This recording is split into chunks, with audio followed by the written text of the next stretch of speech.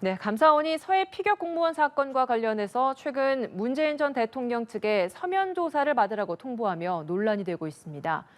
이재명 대표가 공모자로 적시된 성남FC 검찰 공소장을 둘러싸고도 여야 공방이 거세게 일고 있습니다.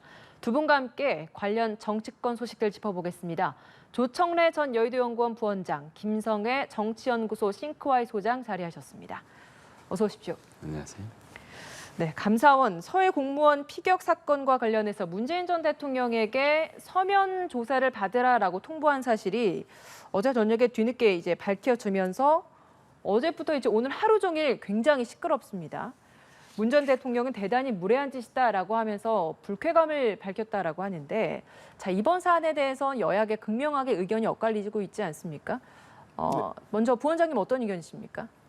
이제 그 문재인 대통령께 서면 질의서 얘기가 나오는 것은 감사가 거의 마무리돼 가는 시점이라는 걸 반증하는 것이겠죠.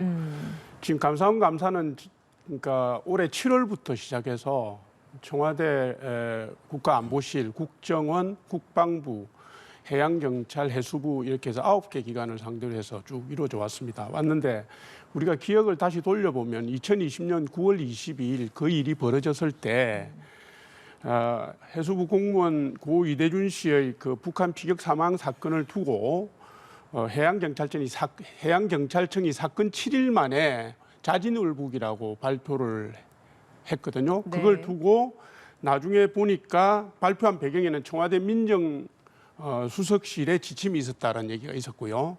그다음에 국방부도 2020년 9월 27일 그 국가안보실로부터 비슷한 지침을 받았다는 게 알려졌습니다. 이런 지금 청와대발 이런 의혹들이 있어 왔고 또 국방부가 9월 20일 당일날 오후 6시 30분에 대통령께 서면 보고를 하고 난 뒤에 대통령께서 어떤 구조 지시도 내리지 않았다. 문재인 대통령께서 그것도 대충 알려져 왔고 검찰 수사도 청와대가 이대준 씨 사망 사실을 숨기려 했다는 정황을 포착했다는 게 이게 언론에 나오고 있거든요. 네. 이런 여러 가지 의혹이 있는데 문재인 대통령에게 서면 질의라도 하지 않고 감사를 끝낸다면 그거야말로 직무유기가 되는 것이고요. 제가 볼 때 뭐 굉장히 무례하다라고 화를 내셨다고 하는데 제가 볼 때는 국민을 보호하지 못하고서 하실 말씀은 아니다. 예, 이건 조사할 건 해야 된다 이렇게 저는 봅니다. 해야 할 역할이다. 그리고 감사가 어느 정도 마무리 단계에 접어들었기 때문에 대통령을 부르는 것이다. 이렇게 얘기를 하시는데 어떤 의견이십니까? 일단 이 서해 피살 사건 관련돼서는 검찰 수사도 이미 진행이 되고 있고요. 감사원의 감사도 진행되는 등 두 가지가 이제 동시에 일어나는 일이 잘 없는데 같이 일어나고 있습니다. 그럼 이게 어디서 시작됐는지를 보면요.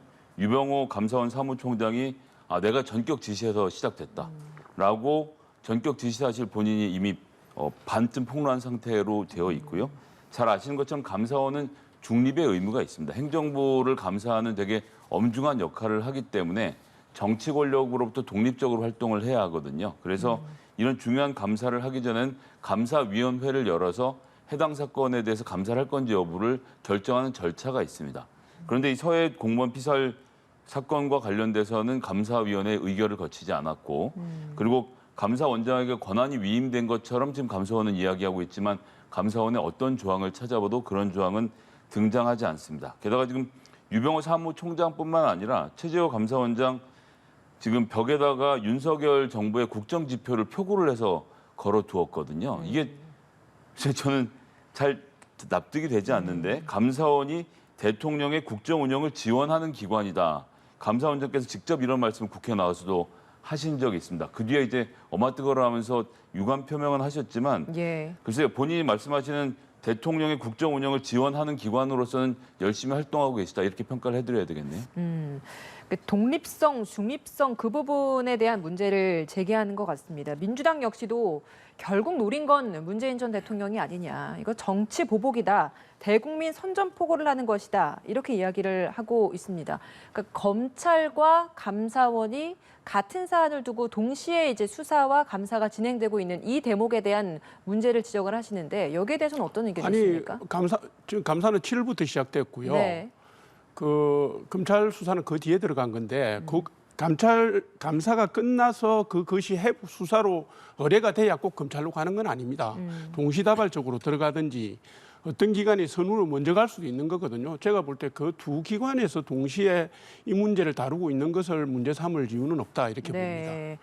그러면 독립성과 중립성 그 부분에 대한 의혹은 사실 감사원이 예전에 이제 국회에 출석하면서 발언을 한 부분이 있어서 계속해서 좀 문제가 제기되는 대목이 있어서 여기에 대해서는 어떤 의견이시죠? 지금 아까 말씀하셨지만 최재해 원장이 그 말씀을 하셨어요. 예. 하셨는데 헌법상 감사원은 대통령 소속으로 돼 있습니다. 그렇기 때문에 큰 틀에서 국가 운영을 보조한다 이런 뜻으로 저는 말씀하신 걸로 이해를 했는데 거기다가 정파성을 넣으니까 이게 틀어지는 겁니다. 그 문맥이 그렇게 이상한 문맥은 아닙니다.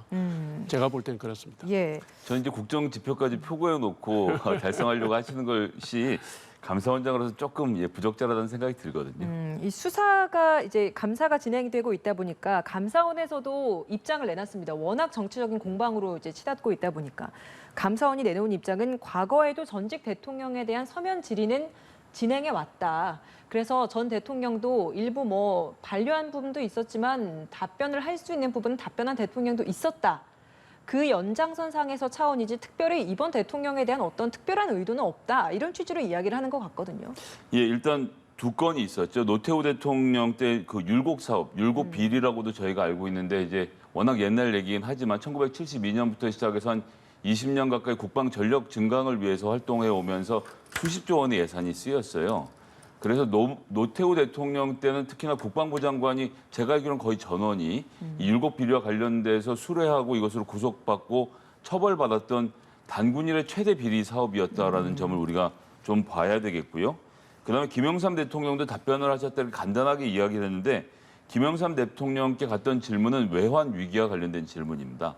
이 역시도 마찬가지로 단군 일에 있었던 가장 충격적인 사건이었기 때문에 여기에 대해서 대통령의 을 서면 조사했던 그 즉 율곡 비리와 외환 위기라는 아주 큰 주제에 대해서 한 것인데 그래서 뭐 문재인 대통령은 그럼 감사원으로부터 완전히 독립된 사람이냐 그렇지 않습니다. 그런데 감사원 이거 한 건만 이렇게 하는 것일까요? 그러니까 이런 권력기관들이 이런 움직임을 가질 땐 전 굉장히 신중해야 한다고 생각하거든요. 특히나 지금 윤석열 정부에서 이상민 행안부 장관이 서해 공무원 사건을 딱 집어서 자기가 수사 지휘를 하겠다. 이런 공언을 동아일보 인터뷰하는 과정에서도 했습니다. 그런데 아시는 것처럼 행안부 장관은 수사 지휘권 같은 게 없거든요. 이럴 정도로 지금 정부가 몰두해서 집중하고 있는 주제에 감사원이 같이 달라붙어서 모양새를 취하고 있는 것. 이건 누가 봐도 정치적으로 보이는 것 아니겠습니까? 그러니까 이거 한 건으로 그치겠느냐? 저는 그렇지 않을 것 같고 감사원이 건건이 문재인 대통령에게 이런저런 질문을 던지게 될 것 같은데 글쎄요. 이게 지금 국정 운영에 윤석열 정부의 국정 지표를 표고해 놓고 하시는 분이라고 하지만 이게 정말 도움이 될까? 한 번 더 생각해 보셨으면 좋겠습니다. 민주당에서 주장하는 또 다른 이야기는 이겁니다. 최근에 외교 참사, 비속어 논란이 워낙 온 정치권을 도배하고 있다 보니까 이 이슈를 또 다른 이슈로 덮기 위한 꼼수다. 이런 지적을 합니다. 최근 이제 또 내일부터 바로 또 국정감사도 진행되다 보니 이런 것들을 주요 화두로 던지려는 게 아니냐. 이런 지적이거든요. 온 여건이 그렇게 조직적으로 움직일 수 있으면 얼마나 좋겠습니까? 제가 볼 때는 그건 너무 억측이고요. 지금 말씀하셨는데 4번 나갔습니다. 질의서가. 노태우 전 대통령, 김영삼 전 대통령 두 분은 질의서에 응답을 했기 때문에 감사 결과에 반영이 됐던 거고요. 2017년에 이명박 전 대통령, 2018년에 박근혜 전 대통령에게도 질의서를 보냈는데 이 두 분은 질의서 수령을 거부했기 때문에 감사 결과에는 그 내용을 빼고 해답을 못 받았기 때문에 기존의 자료 갖고 했던 겁니다. 그래서 문재인 대통령도 그렇게 하시면 됩니다. 뭐 그걸 받아서 답변을 하시든지 아니면 수령 거부를 하셨으면 되는데 이것을 정치적 호재 삼아 가지고 민주당이도 그렇고 문재인 대통령도 그렇고 무례하다느니 무슨 뭐 경로했다느니 누구한테 경로했다는 겁니까? 누구한테 무례하다고 한 건지 저는 잘 모르겠는데 이거는 좀 제가 볼 때는 이해가 안 가는 과잉 대응이다. 이 점을 지적하고 싶고요. 그거를 무슨 다른 소재를 듣기 위해서 쓸 수 있을 만큼 조직적으로 지혜롭게 가고 있지는 않다고 생각합니다. 이재명 대표가 유신 공포 정치가 연상된다라는 발언을 했는데 여기에 대해서 정진석 비대위원장이 범죄 리스크의 도둑이 재발절인 감정이입의 전형일 뿐이다. 이런 입장을 내놨습니다. 아무리 민주당 정치가 정략적으로 비정하더라도 국민의 죽음을 두고 정쟁을 하는 게 맞느냐, 정쟁할 수 없다 이런 입장 밝혔거든요. 여기에 대해서는 어떤 의견이십니까? 네, 조금 전에도 설명드렸지만 감사위원회 의결을 거쳐서 감사를 시작했으면 그 절차적 정당성 아래서 민주당도 할 말이 없었을 텐데요. 일단 정치적으로 감사를 급하게 시작한 지점부터 감사원이 이 태도를 잘못 잡았다는 점을 지적하고 싶고요. 그리고 이재명 대표가 무슨 이 소위 말하는 방탄 정치 얘기를 하고 있는데 민주당이 그래서 뭐 의사 일정을 진행을 안 한 게 있습니까? 지금 정부 들어서서 검찰의 수사를 구체적으로 방해하는 방법이 있었습니까? 이 정치인이 그 가진 입으로 자기 주장을 하는 것까지 이렇게 예민하게 반응할 필요가 있나 싶습니다.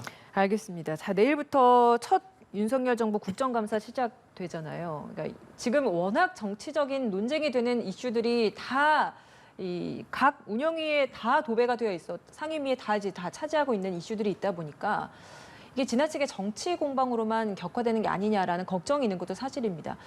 첫 국정감사 어떤 부분 국민들이 좀 주목해서 봐야 되겠습니까? 이게 정치 감사로 흐를 수도 있지만 어쨌든 지금 이제 정권 교체하고 처음 있는 국정감사이기 때문에 여당은 여당대로 문재인 정부에 대해서 국정감사 작년 내용을 해볼 것이 충분히 있을 것이고요.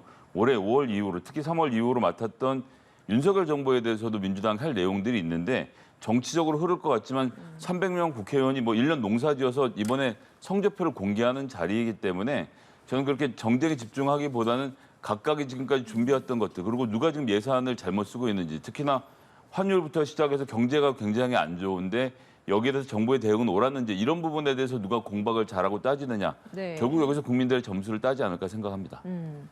네. 국정감사 어떤 부분 주목해야 되겠습니까?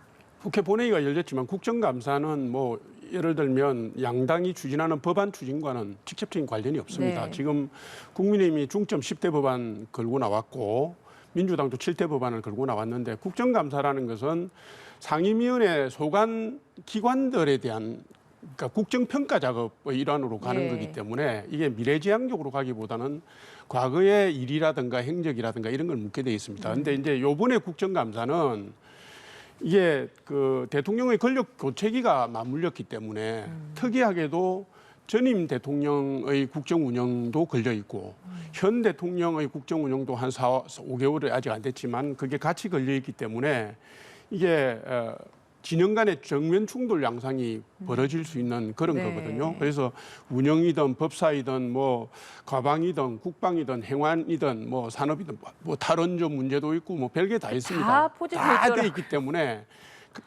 국민의힘이든 민주당이든 유리한 소재를 가지고 아마 치고 들어갈 겁니다. 그래서 이게 이제 국민들이 묻고 사는 문제와 무슨 뭐 관련이 있느냐 네. 이렇게 말씀하실 수도 네네. 있는데 국정감사라는 것은 국정 전반에 대한 평가 작업이기 때문에 꼭 그렇게 연기시킬 것은 아니고요. 지켜보면서 개선해야 될 건 개선하고 고칠 건 고쳐나가는 기회로 삼아야 된다 이렇게 봅니다. 예, 알겠습니다. 당장 내일부터 시작되는데요. 어떤 모습이 또 나오게 될지 저희가 지켜보겠습니다. 자, 성남FC 의혹과 관련해서 검찰이 공소장에다가 이재명 대표를 공모자라고 적시한 부분 이게 드러나면서 또 이것 역시도 정치적인 공방이 되고 있습니다. 이 사안에 대해서는 어떤 의견이십니까? 그러니까 이건 뭐 되게 간단하죠. 즉 두산이라는 기업이 성남의 땅의 용도를 변경하기 위해서 이재명 시장에게 뇌물을 줬다. 이것이 이제 기본 얼개지 않습니까? 검찰이 주장하는. 그럼 돈 준 거를 찾아내서 입증하면 됩니다. 그거 뭐 누가 맞겠습니까? 그 처음에는 그 측근들이 돈을 받았다. 뭐 성남 FC가 현금화해서 돈이 나간 흔적이 있는 것 같다. 뭐 이런 얘기들이 많이 나왔었죠. 그러면 그 돈의 흐름을 추적해서 이재명 시장이나 측근들이 그 돈을 받았다는 증거를 잡아서 처벌하면 됩니다. 저는 하나도 어려울 게 없다라고 생각하는데요. 지금 계속 또 삥 둘러가지 않습니까? 그래서 이 사건을 경찰이 무혐의 한번 처리했음에도 불구하고 다시 끄집어냈을 때 원래 윤석열 정부의 그 기본 방침, 두산이 이재명 대표에게 성남 FC를 통해서 뇌물을 준 것을 찾아내면 됩니다. 뭐 저는 이 과정에 대해서 방해하고 있는 민주당 전혀 없고요. 수사는 지금 더구나 성남시 같은 경우 국민의힘이 시장을 하고 계시지 않습니까? 잘 수사해서 관련된 사실들을 밝혀내시길 바랍니다. 지금 말씀하신 그대로라고 저도 생각해요. 예를 들어서 뭐 이런 겁니다. 검찰이 성남 FC 후원 의혹과 관련해서 성남시 전 전략추진팀장하고 전 두산건설 대표를 재판에 넘기면서 공소장에다 지금 명시를 했다는 거 아닙니까? 네. 공소장에다 명시를 했다는 것은 그 수사 재판에 넘기기 전에 수사 과정에서 관련 혐의가 불거져 나왔다라는 것을 방정하는 거거든요. 네. 입증까지는 됐는지 모르지만 나왔다는 걸 방정하는 것이고, 그다음 2014년부터 2018년까지 기간에 두산, 네이버, 차병원 등등 성남시 관내 기업 6개가 160억의 후원금을 냈다는 것이고, 그중에서 경찰 조사에 의하면 3천여 평의 병원 부지를 상업 용지로 용도 변경한 특혜를 두산건설에 줬다. 이 어마어마한 특혜거든요. 그래서 경찰도 기소 의견으로 송치를 한 겁니다. 그러니까 지금 말씀하신 것처럼 그냥 수사를 통해서 그대로 밟아가면 됩니다. 사필 규정이거든요. 제가 볼 때는 뭐 객관적 수사를 하면 다 나올 내용이라고 보고. 두 분 다 수사는 해야 한다. 있는 그대로 하면 된다라고는 하지만 바라보는 이제 그 결과는 조금 다르게 좀 보고 있는 것 같은데요.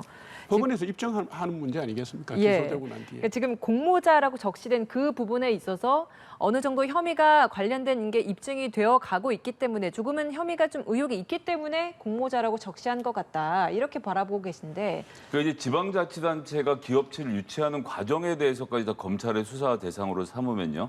제가 하나 예를 들면 세종시 같은 경우에 수도권에서 옮겨오거나 신증서라는 기업에 대해서 기업당 최대 153억 원까지 지원을 하겠다 이러면서 지금 공장 유치를 하고 있거든요.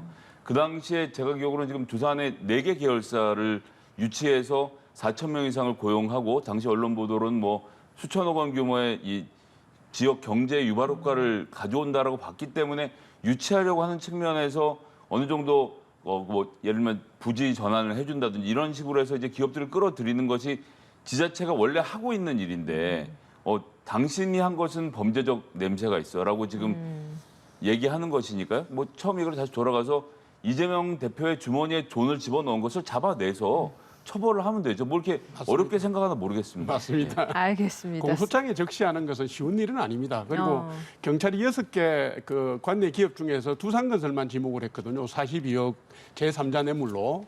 그래서 그건 수사하면 되는 일이죠. 알겠습니다. 검찰 수사 결과 좀 지켜보겠습니다. 자, 이번에는 여론조사 결과를 짚어볼게요. 대통령 지지율 여론조사 결과입니다.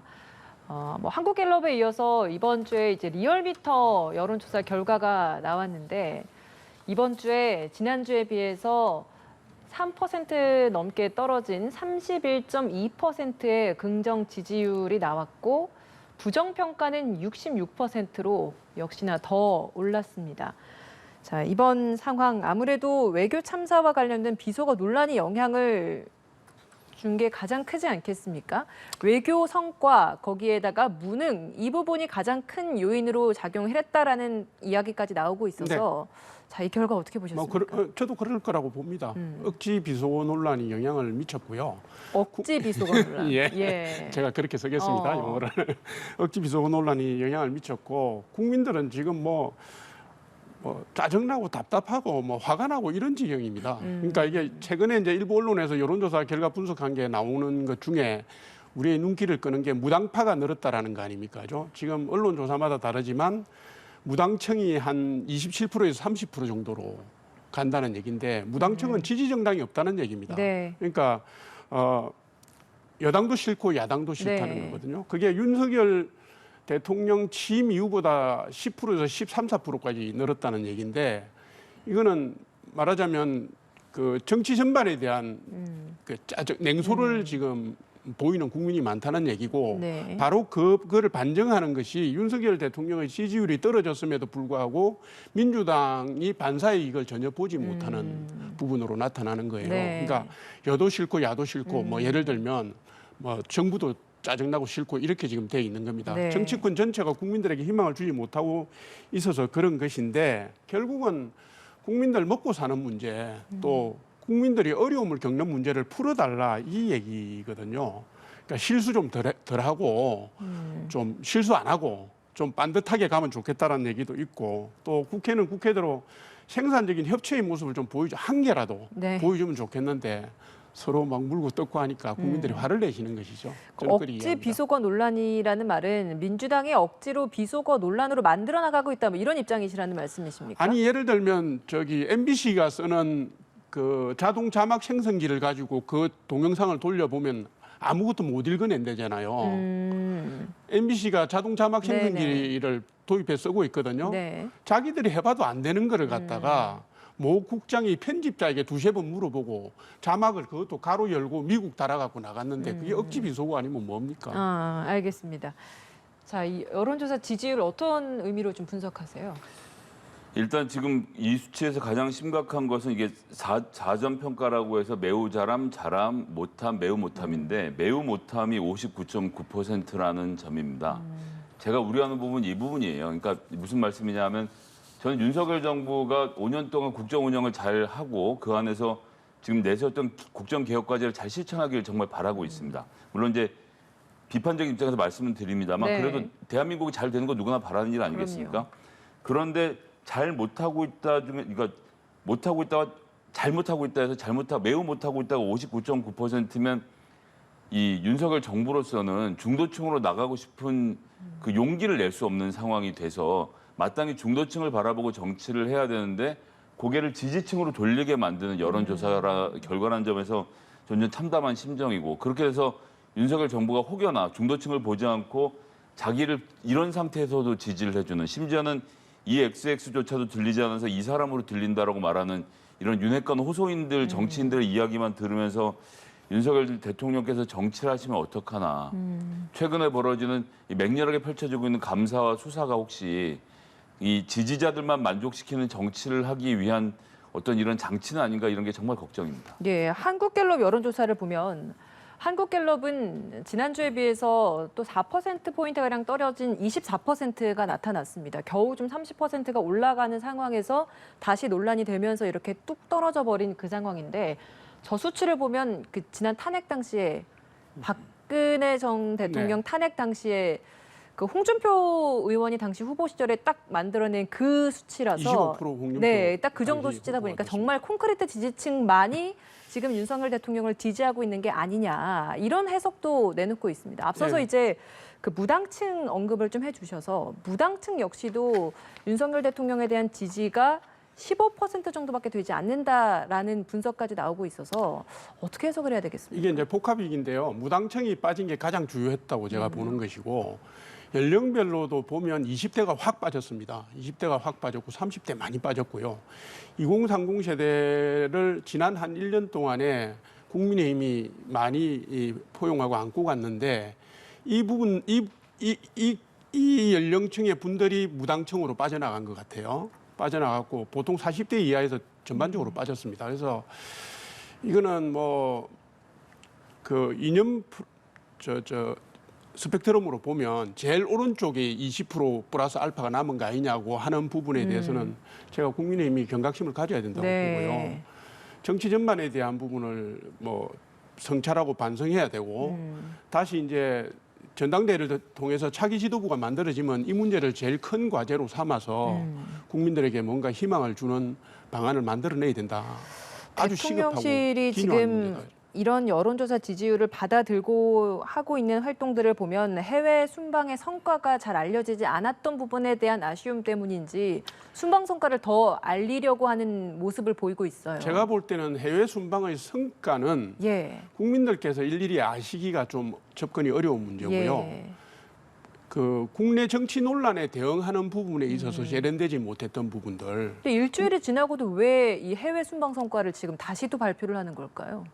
그거는 이제 이미 이루어진 것을 예. 폄훼하는 시도들이 국내에 있으니까 예를 들면 뭐 인플레이션 감축법 문제라든가 네. 통화 스와프 문제라든가 뭐 영국, 캐나다, 미국 같은 경우는 우리 한국 전쟁에 참전했던 혈명들이잖아요. 그들과의 관계에 대한 오해들이 자꾸 나오니까 합리적으로 설명하겠다고 하는 것이지만 시점상으로는 사실 좀 늦은 측면이 있고 네. 그다음에 아까 제가 연령력 변수 얘기했는데 20대 같은 경우는 10% 밑으로 빠졌거든요. 예. 이거는 굉장히 심각한 문제라고 생각합니다. 이건 제가 무슨 국민의힘에 적을 두고 있고 없고의 문제가 아니라 네. 이거는 냉정하게 반성하면서 살펴야 된다. 이 점 말씀드리겠습니다. 예, 알겠습니다. 자, 국민의힘 이준석 대표 운명의 한 주 또 다가왔습니다. 계속 조금씩 늦춰져 가고 있는 것 같은데 이번 주에는 정말 운명의 시간이라고 할 수 있을 것 같아요. 윤리위도 좀 열리고 그리고 가처분 신청 결과도 좀 나오지 않을까라는 예상을 조심스럽게 해봅니다. 자, 먼저 윤리위에서는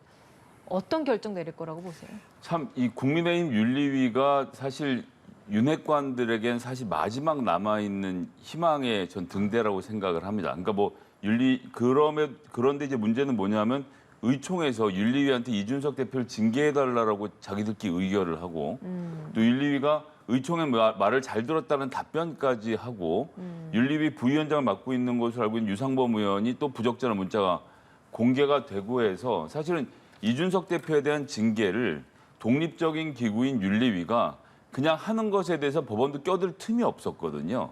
그렇게 완결성을 지어서 징계를 했으면 되는 일인데 여기저기서 잡음을 만들어내고 필요 없는 개입 논란을 만들어내서 만에 하나 징계를 한다고 하더라도 이준석 대표가 또 이걸 들고 제가 지금 말씀드렸던 내용을 가지고 법원에 찾아가서 이 윤리위는 독립적이지 않습니다라고 이야기를 했을 때 법원이 판단하기 굉장히 곤란할 것 같거든요. 그래서 지금까지 윤리가 왜 독립적으로 이런 일을 해오지 못했는지에 대해서 글쎄요, 굉장히 좀 이상하다는 생각이 들어서 여전히 저는 이 논란이 징계를 하고 말고 여부를 떠나서 또 법원에 가서 다퉈볼 문제가 되지 않겠냐 이렇게 봅니다. 권성동 전 원내대표까지도 같이 윤리위 징계하겠다라는 걸 게시하는 상황이기 때문에 이준석 전 대표도 같이 하겠다는 의미 아니겠느냐 이런 해석도 있었는데 거기에 대해서는 동의하십니까? 뭐 저는 그것은 이제 별개의 문제로 봐야 된다라고 생각하고 뭐 그것을 법원에 가져가서 저희가 권성동 의원도 징계하려고 했습니다라 가지고 저는 문제가 해결되지 않을 거라고 보거든요. 그래서